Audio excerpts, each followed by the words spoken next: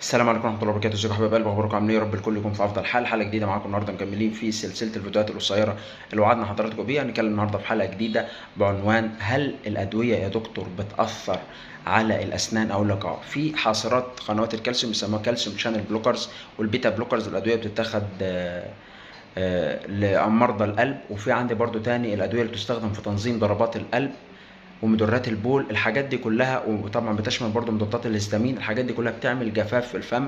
الزيروستوميا بتأثر على السنان بحيث بتخلي لونها بيتغير، وده كمان ناهيك عن انه بيغير او بيأثر على البلع والهضم. فعشان كده دايما الادويه ما ينفعش، كذا مره بنقول وبعقب عليها، ما تاخدهاش وحدك، ما تاخدهاش وخلاص صيدلي يديلك اي حاجه وخلاص تاخد حاجات.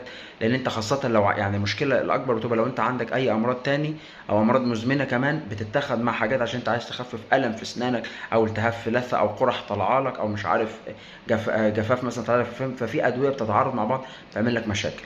لو عايزين اي حلقه نتكلم عنها في الفتره الجايه عن الادويه اكتبوا لي كومنتات تحت واعمل لايك وشير الفيديو. اشوفكم الحلقه الجايه، والسلام عليكم ورحمه الله وبركاته.